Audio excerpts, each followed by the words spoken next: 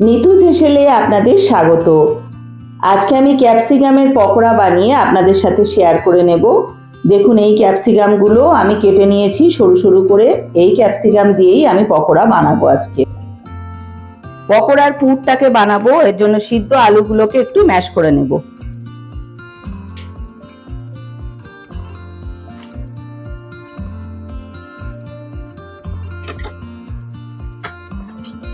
মিহি করে কুচিয়ে রাখা পেঁয়াজ দিয়ে দিলাম।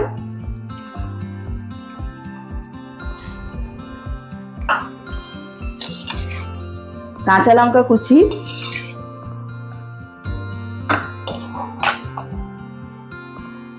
লবণ,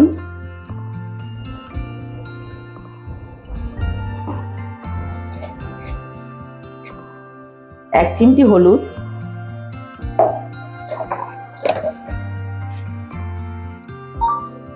ধনিয়া পাউডার,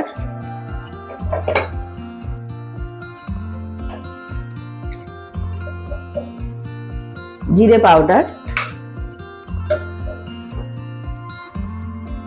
আর এখানে দিয়ে দিচ্ছি একটু অরিগ্যানো।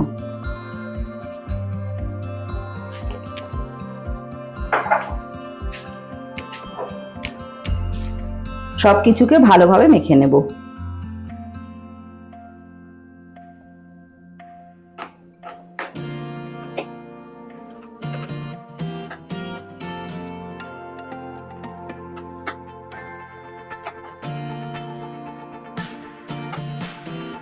আলুর পুরটা মাখা রেডি হয়ে গেছে।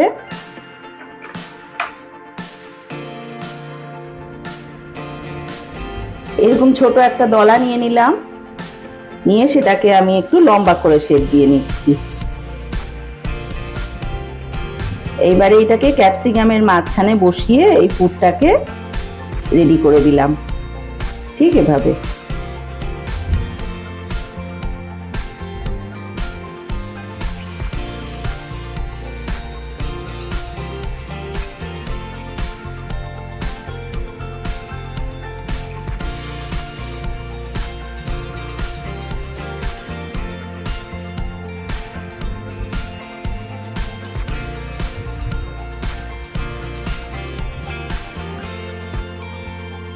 সবকটা ক্যাপসিকামকেই আমি এইভাবে পুর ভরে রেডি করে নিয়েছি।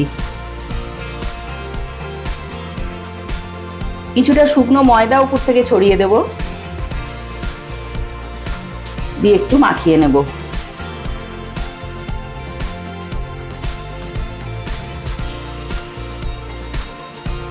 ক্যাপসিকামের এই পকোড়াগুলোকে আমি ডবল কোটিং করব, এই জন্য আমি ময়দার কোটিংটা প্রথমে দিয়ে নিলাম ভালোভাবে মাখিয়ে। এরপরে আমি বেসনের একটা ব্যাটার বানাবো, দিয়ে আরেকটা কোটিং করে আমি ভাজবো, এতে ক্রিসপিনেসটা খুব ভালো হবে। এভাবেই আমি সব কটাকে তৈরি করে নিয়েছি।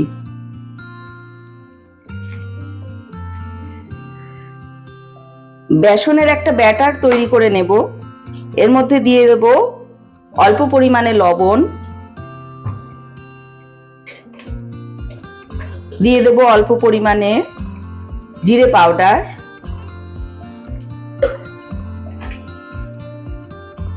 অল্প ধনে পাউডার, আর স্বাদটাকে আরো বাড়ানোর জন্য অল্প একটু লঙ্কার গুঁড়ো দিয়ে দিচ্ছি। এবারে আমি প্লেন জল দিয়ে গুলে নেব।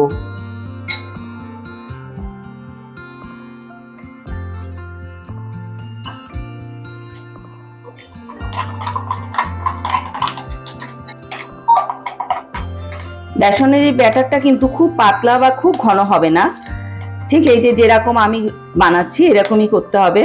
আর খুব মসৃণ ভাবে এটাকে মিশিয়ে নিতে হবে, যেন কোনো লাম না থাকে।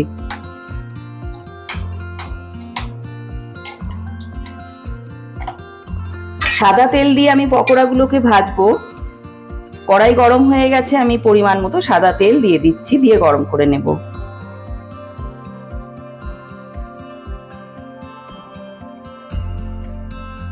এই বেসনের ব্যাটারের গোলার মধ্যে ভালোভাবে ডিপ করে নেব এটাকে। এই কাজটা না একটা কাঁটা চামচ দিয়ে করলে খুব ভালো হয়।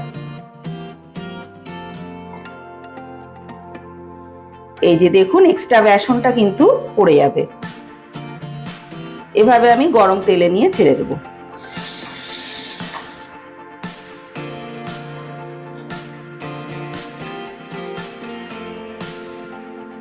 একইভাবেই আমি বেসনের ব্যাটারের মধ্যে ডিপ করে গরম তেলে ছেড়ে দিয়ে সব কটাকেই ভেজে নেব।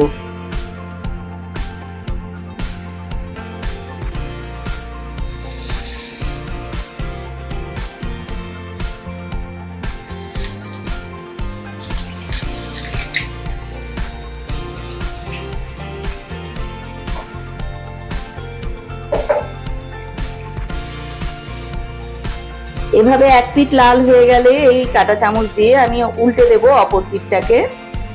দুই পিঠই লাল লাল করে ভেজে নেব। একসঙ্গে আমি সব কটাকে দিলাম না, তাহলে একটার সঙ্গে একটা লেগে থাকবে।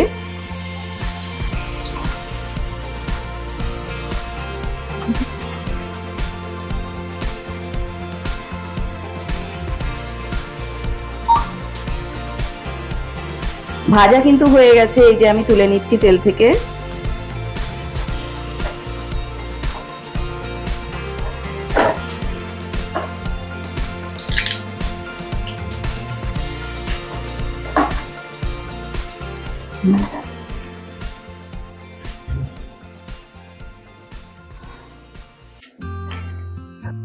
সব কটা পকোড়াকে ভেজে আমি তুলে নিয়েছি। সুস্থ থাকবেন, ভালো থাকবেন। আবার আসছি পরের রেসিপি নিয়ে।